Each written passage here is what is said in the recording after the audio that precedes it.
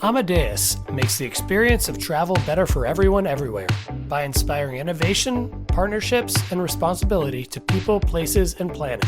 Our technology powers the travel and tourism industry, inspiring more open ways of working, more connected ways of thinking, centered around the traveler. Our open platform connects the global travel and hospitality ecosystem, from startups to big industry players and governments too.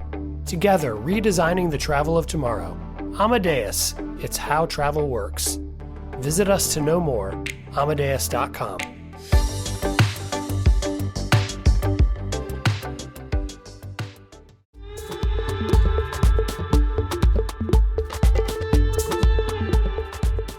Hello, everyone, and welcome back to the Skift India Travel Podcast, where we dive into the latest trends and developments in the travel industry in India. Today, to discuss the shifts in international travel and how one of the leading travel companies in the country is navigating these changes, we have Mahesh Iyer, Managing Director and CEO of Thomas Cook India. Thank you for joining us, Mahesh. Thank you, Peden. It's a pleasure. Mahesh, I was listening to your latest earnings call for the first quarter of fiscal 2025, and you've reported that international travel volumes for Thomas Cook has increased from the earlier 45% to 52%. That's correct, right? Yes. So, Mahesh, what are the strategies that you are implementing to sustain this momentum and manage the higher demand, A?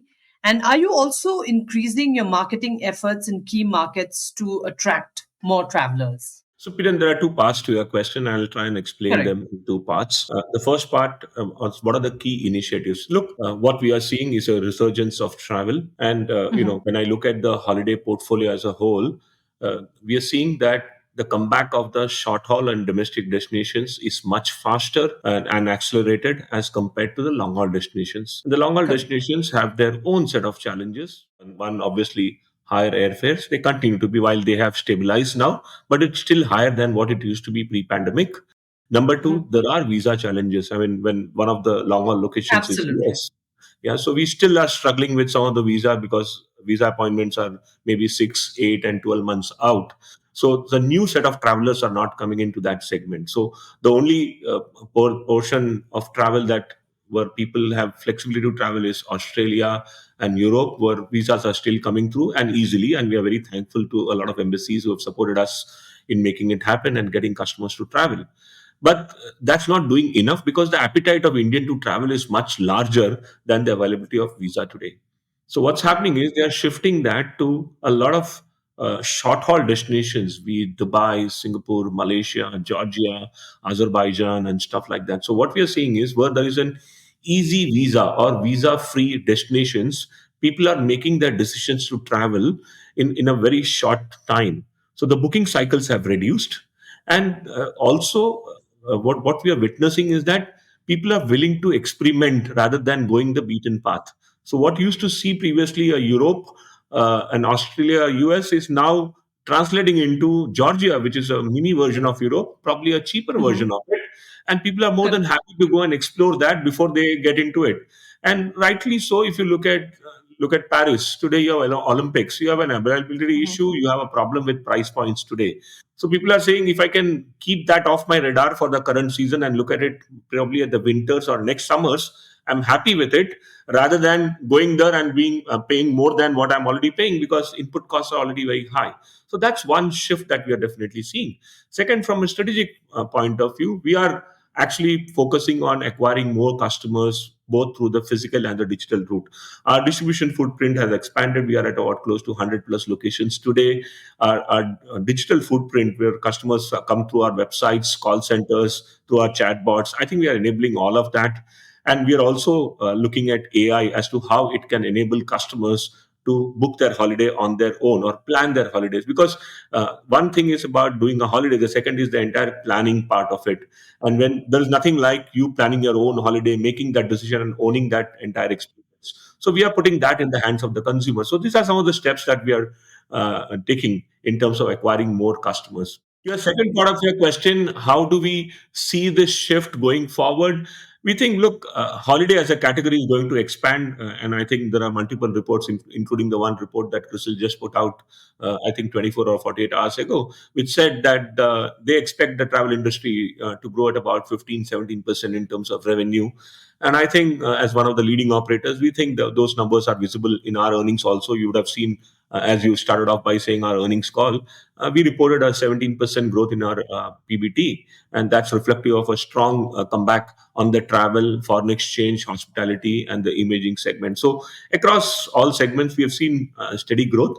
While this quarter did have some impact in some of our markets because of weather conditions, Because which of are elections, right? Elections, manage and of elections in course the India. heat Markets wave. like Dubai and all, Middle East had some impact of weather, where we saw some extreme weather impacting some attendance and stuff like that. But despite that, I think that's the de-risking strategy that we have, right? We have a basket of business. We operate in multiple geographies. So if one geography is down, it doesn't really take the company. It only impacts some part of it, but other businesses stand up and deliver. So I think we've had a very good performance. I would think stable set of margins, good set of growth in terms of revenue and profitability, and the runway as I look from quarter two and quarter three point of view, we are fairly good. We have a strong pipeline, and it keeps building. We are very hopeful and anticipating the season that will come ahead, which is more the festive that will come. Also, shorter getaways that will come. Like look at the Independence Day weekend, people are looking to travel, faster getaways. So I think all of this augur well in terms of our demand pipeline over the next 3 to 6 months. Mahesh, interesting that you point out about the increasing appetite, and of course, having reported a 17% increase in profit before tax is great. But what we have seen since the beginning of this week is the slowing. There are recession fears. The slowing down of the economy. Whatever is happening in the U.S. markets. So, do you think that this might have an impact on the travel appetite of Indians, or do you think that travel is pretty, resilient as far as recession fears are concerned? So, Piran, I think my current view, going in view, is little too early to comment on what the impact of recession will be. I think it's just one or maybe a one fortnight of job data that came out of US. Yeah, Yeah. and there is potentially something about a geopolitical conflict that we are playing out. But I think, as I said, people have witnessed worse. You've seen a pandemic, and people were forced to sit in their houses and do nothing. The world has opened up, and people are going out there to explore. And what has also happened is maybe some segments, like a long haul, and within long haul, some destinations may not be favored, but there is so much more to do in the world. So I may not go down US, I may not go down west, but I definitely can go down east. I potentially can do a lot more domestic, and all those portfolios, as we see. I mean, just a case in point to mention, if you look at even in the current quarter that went by, our domestic portfolio grew by close to about 25%. Now, that also gives the indication that if long haul is not happening, short haul and domestic will definitely fire. People still want to travel. Appetite to travel is there, intent to travel is there, and it is also supported by the capacity to buy, which is the buying power of money. Today, average income of an individual has gone up. What we are also witnessing is that we've got young travelers who've joined our fold, and they are willing to travel a lot more than what they did in the past. Travel patterns have changed. While the duration may have just about increased by a day, they are taking multiple and frequent trips. All of this adds to the buoyancy that we are seeing in the travel space. And we believe that this kind of, if I not qualified as a tailwind per se, but this kind of buoyancy will remain in the travel segment for at least 12 to 18 months. Okay, but you don't see travel slowing at any point in time, right? Not that any of our data has indicated any of that. As I mentioned to you, our forward bookings for the current quarter and the festive ahead is looking decently strong. I haven't seen any slowdown, but yes, there are these temporary blips that come, right? If something goes down in the market, like yesterday, there was a carnage in the stock market across the globe. Obviously, people just want to take a wait on that decision. So maybe my conversions yesterday would have fallen as compared to what I would have been normally doing on a particular day. But look, this kind of seasonality and this kind of things, we've seen it come and go multiple times. I don't think anything has changed from a grain of the business point of view, and I think people will continue to travel. Correct, and you're absolutely right. I think yesterday was a kind of an outlier because there was, because of the potential interest rate hikes by the Bank of Japan. So I think that affected a lot of what happened at the world's global stock markets. But Mahesh, interesting observation that you made about. I know that you mentioned about long haul travel, the challenges in long haul travel in the earnings call as well, and of course you mentioned visas.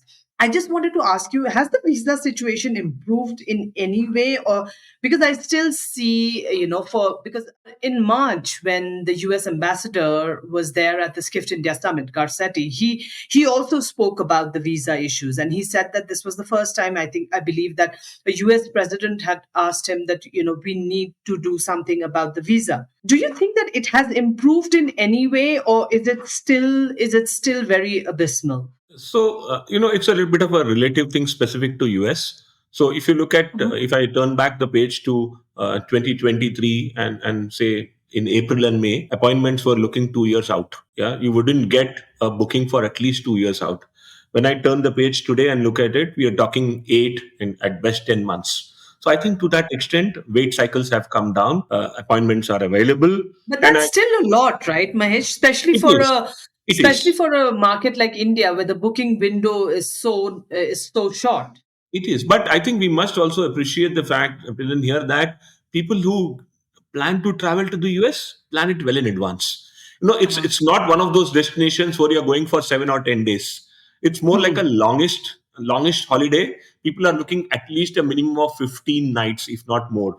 Yeah, Interesting. and if people are trying to do that, they plan it well in advance because they know that US requires biometrics. There is an interview process that you need to go, and the wait times, for all good reasons, have been spoken about in the publications a lot more. So I think people Mhm. are aware of it and they are willing to plan for it. And I can be very personal about it. My own experience. I'm looking to travel with my family next year, and I have already done my visa for my family today.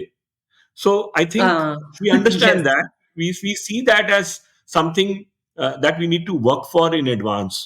And if I flip this over to the Schengen countries, look at what they've done. They have announced a 2 year, 3 year visa program. Yes. Now, what does that do? Which means once you get in, you're going to have your passport and visa with you for 3, 5, and that's the advantage of US also, right? You get a visa for 10 years. So once you get a Yes. visa, the wait period could be 8 and 10 months. But when you get a visa, you can then plan maybe 10 trips if you want to go every year. Maybe even if you do Correct. once in 3 or 4 years, because US you cannot cover in one trip. You at least need to do two or maybe three, and which Correct. means in a 10-year window, at least you will visit US thrice, if not more. And Mhm. that's the window of opportunity one needs to look for. And clearly, I think customers also recognize that. That longer the visa, you will have to prepare that much well in advance. Interesting. And Mahesh, another interesting thing that you spoke about, and I hear a lot, a mention of that a lot in most of the earnings call. Like I heard it in the Make My Trip earnings call, I heard it in the Indigo earnings call. Is this emerging of Central Asian destinations as a favorite among Indian travelers? There has been a term that has also been used for these destinations, which are more like dupe destinations, because earlier, if you remember, in summer securing a Schengen visa was also equally cumbersome. It was not so easy to get an Schengen visa. So we saw and we see a lot of these so-called influencers and travel influencers, or whatever we call them traveling to these destinations and talking about a destination, and then the visa they are either visa free or e-visa or visa on arrival. So can you talk a bit about this, how Central Asian destinations have emerged as a favorite among Indian travelers? So there's no denying of the fact that Central Asian countries have started to pop and be very visible on the screen. Uh, there are a lot of influencers who are talking about it, but I think it's also noteworthy to mention that a lot of these destinations are investing in markets like India. Earlier, a lot of these destinations used to attract travelers from China. Now, China has not come back on the travel scale as it used to be pre pandemic. So they have to get the traffic to keep these economies going, because some of these countries that we are talking about have a high dependency on tourism. Okay, Correct. so clearly for them, if one market is not working, they need to start going to other markets and start getting the people to come into their countries. And you will Correct. also appreciate that fact that some of those countries in Schengen, I mean, take an example, are talking about excessive tourism. Yeah, Yes. so I Over think, tourism is, yes, yeah, over over tourism is tourism, really excess tourism, and stuff like that, and they are putting protocols in place either as penalizing, or rather making it, I would say, a bit of a difficult choice for the customer to come into their country. Now, correct. given that, I think some of these countries have emerged as hotspots because you don't have challenges of getting visa. They are welcoming you. A lot more hotels have come up. There are direct flight connectivities that have come up, and these are destinations where you can travel without having to plan too much in advance. And that's what is changing today, right? You still have this hybrid kind of a work environment, people getting into office, sometimes choosing to work from home. Now some of these destinations where you can travel for in about 5 or 6 hours, you're not actually losing a day of work. You can travel over a weekend, spend that week there, still be connected to the office for a few hours, do a destination and come back. That really appeals to the generation that we're talking about, which is the 25-35 age Mhm. group, who need this flexibility, not wanting to be tied to the office to do their job, at the same time see a bit of the world that they want to do. So I think these are all positive trends that I see, and I must compliment the tourism boards who are investing with us and many other travel companies in the country to bring that visibility, use influencers to market their destinations, all of which only helps growing the ecosystem. After a point in time, you can't do so much of Europe. You can't do the same Paris, the same Italy and Switzerland after maybe 2 trips. You need to find new destinations, and I think it's a welcome move.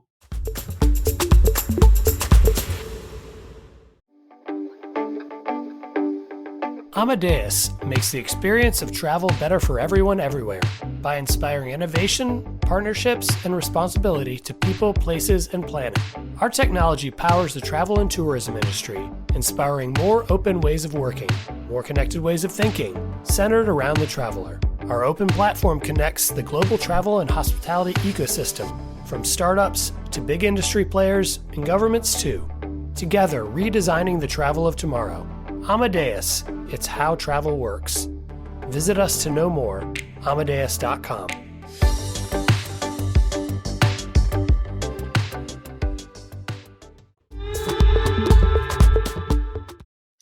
Absolutely. And Mahesh, I know that, in the last 10, 15 minutes that we've spoken, you've spoken a lot about, you've mentioned millennials and Gen Z, travelers, the young travelers.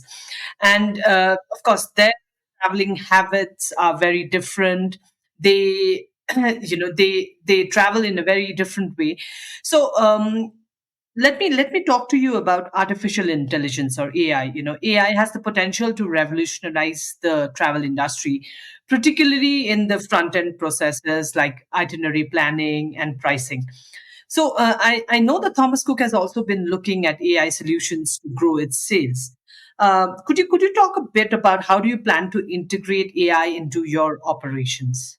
That's a very interesting question, and Piran, thank you for putting that out here. So, look, as I said, we had a physical format.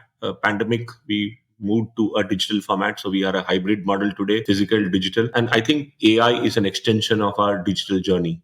Now, Mhm. Indians by nature, and I'm not generalizing, but I'm just talking about my experience and observation. While a lot of it is DIY, they also are in this mode of DIFM, which is do it for me. Yeah. So Mhm. effectively, what happens is, while I want to take control, I also want to be guided. So AI to that extent can help that process, but I think an assisted selling is the way to go. And there are multiple reasons why I say what I say. One is because the price point for a holiday is large, right? Average Indian family, maybe 3 people. You talk about a Europe or even a Central Asia, you're talking about an outlay of anywhere between 5 to 7.5 lakh Indian rupees. Now that's about anywhere between 5,000 to 7,000, $8,000. Now, when somebody is doing that kind of a spend, he doesn't necessarily go on technology by itself. He also wants to be reassured that the choices that he has made is great. And number Mhm. two, Indians are bargain seekers. They want to know that Absolutely. what they have paid for is the best price, because what I don't want is a post purchase dissonance. I see a price point which is available on one of the websites and I say, oh my God, I could have got a better bargain here. Yeah, and I don't want to Absolutely. be in that loop. So clearly what Yeah. happens is AI and all helps in putting that information faster.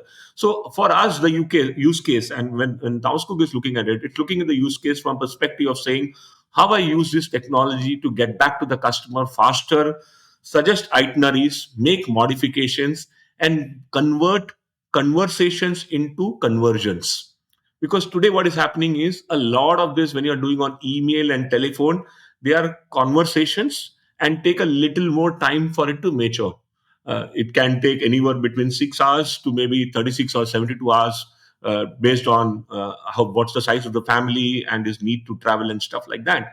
But with AI kind of a tool, you are almost proposing to the customer the fact that there is a great deal available for you, it's the best price, and you can book it now and lock a great price for yourself.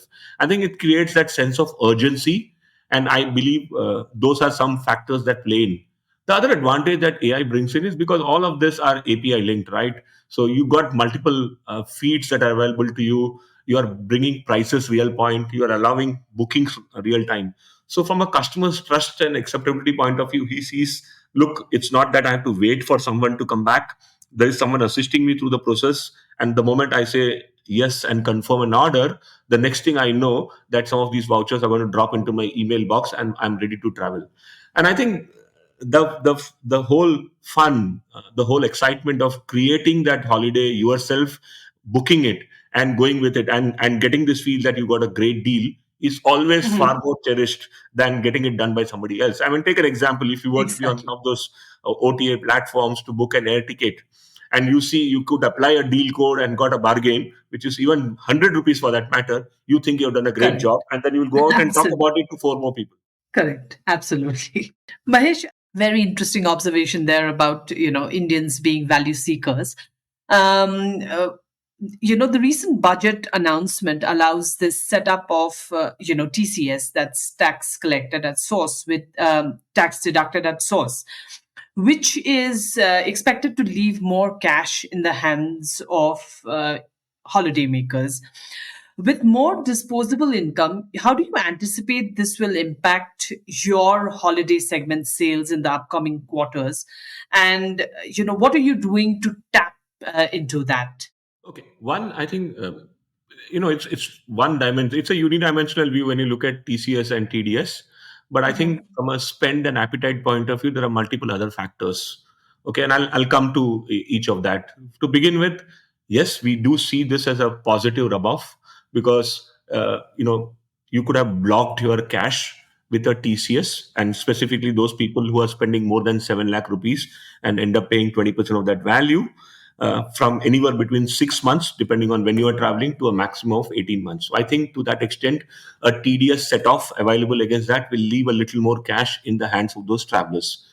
But I think we must keep in mind also that this is a very small portion.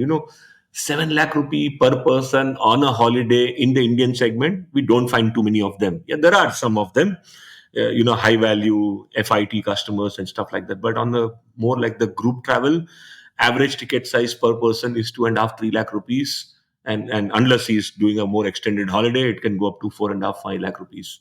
So I think to that extent, the impact is limited because it's 5%, and customers have got used to it. The very fact that they could claim it at the time of filing their tax returns, I think gives them that comfort. And I think this year is the first proof of the pudding.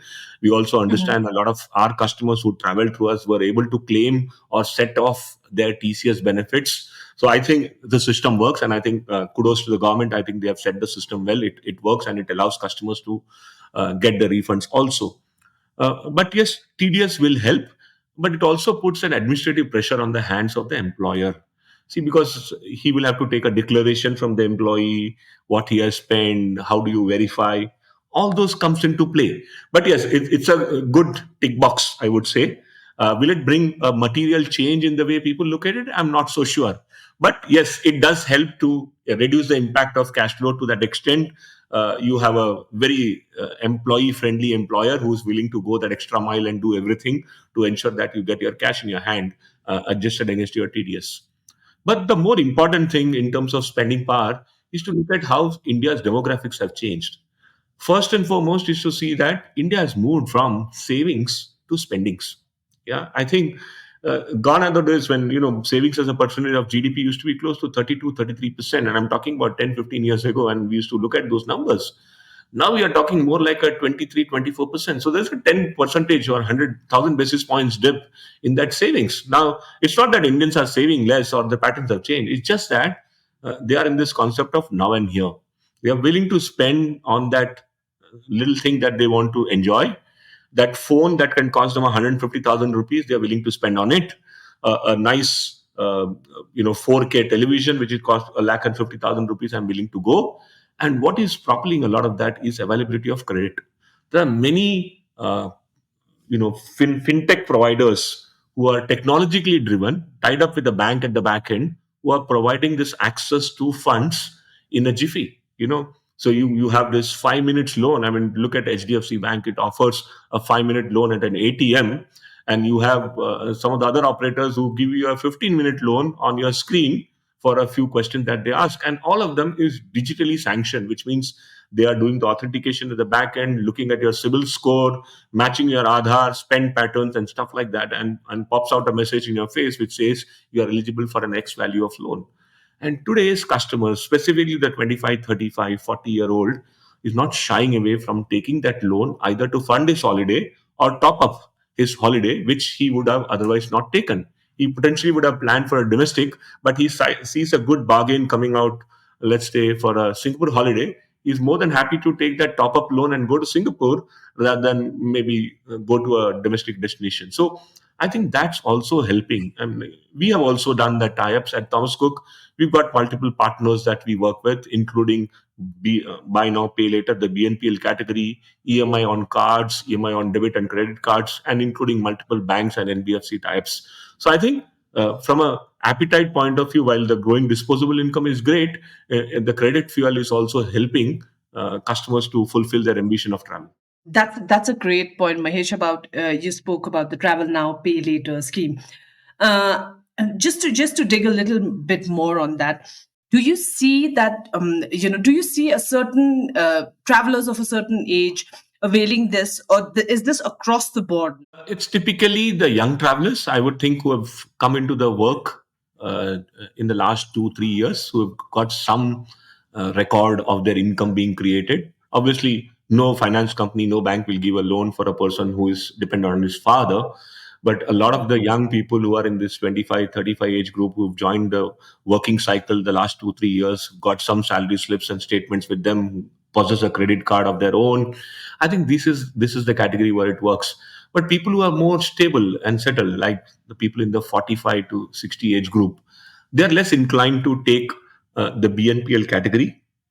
They may go for EMI on credit cards and stuff like that, because there is a bargain available, because either you get some points that you accrue on your credit cards for those spends, or you get a waiver on your handling fee, and sometimes interest rates are so very attractive that it beats rather the cost of fixed deposits that you will place in the banks. So I think some of those points also help them, but I think they are far more matured. They will not go that route. What we have seen, and specifically our data reflects, a lot of these young travelers who are in this 25 to 40 age group, they're more like the 35, 38 age group, who are more bent towards the BNPL and EMI category. Also, Mahesh, I'm very interested in this. That's why I'm asking you more Sure. questions on this. Do you also see, you talked about people upgrading their destinations, right? If they wanted to go somewhere, they take a travel now, pay later scheme and travel to a further destination, Yes. maybe swap a domestic destination for an international destination.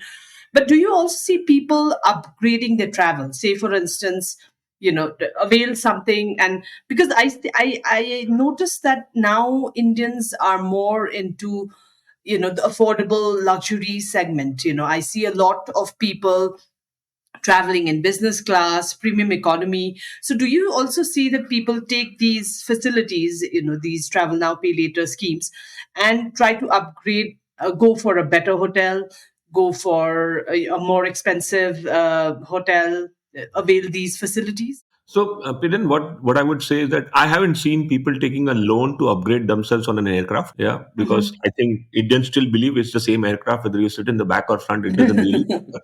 Yeah, but I think yes, to your point, have they upgraded their holiday options? Yes, some of them have moved from a budget to a value to probably a premium product. We've seen that shift, but I think this category of, or rather the spend category of BNPL and EMI only attracts more consumers who don't have currently the liquidity to travel, but they have what I say the earning power, which comes every month to them, but they don't have the liquidity kept aside to make that decision to travel today.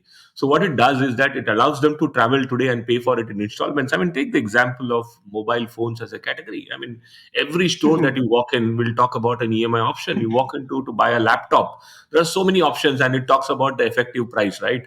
And I think that's how this category is evolving, and I think the same thing will happen to travel. It will all boil down to say that am I able to attract a new set of customers who would find it difficult to put that money on the table today because he doesn't have that amount of savings because he's just got onto the work stream, but he has the cash flow available every month to be paying the EMI and funding for it. And I think that's the category that we're looking at. Very interesting. And lastly, Mahesh, my last question. I wanted to ask you about: do you have? I see that you have cash in hand. You have, your profit before tax has gone up. Do you have any acquisition plans as well? Then actually, I suffered from some indigestion till about 2019 because we acquired a set of few of companies then, and I think in pandemic it was difficult, right? When you acquired those companies, we knew some of them were loss making, some required some transformation and stuff like that. Fortunately, pandemic gave us that pause time to kind of correct a lot of those things. Today, where we sit, I think we are much better off. A lot of those companies have come back in the black. They are contributing positively, and we have the ability to generate some cash. The net cash on my book is, roughly around 350, 400 crores that I have. And I think for a company of our size with global presence, I'd rather be prepared for a rainy day rather than put the money out there in the market. So no plans on the table at this point in time.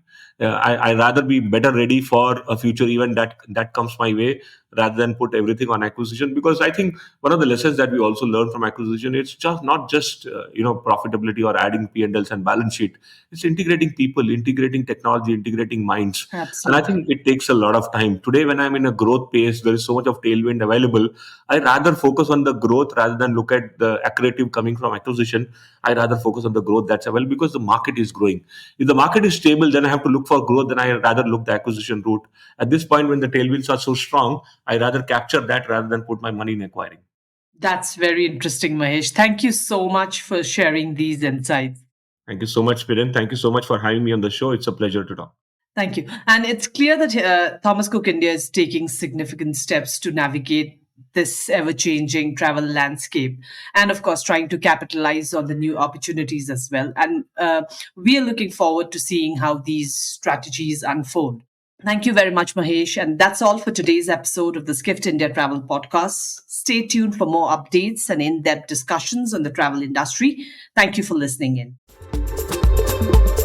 If you're listening to us on Spotify, Apple Podcasts, or any other platform, please subscribe, rate us 5 stars, or leave a positive review. Your support helps us spread the word about the Skift India Travel Podcast and ensures we can keep bringing you free content every week. If you're watching us on YouTube, subscribe to the Skift channel and hit the notification bell to stay updated whenever a new video drops. Thank you for your support.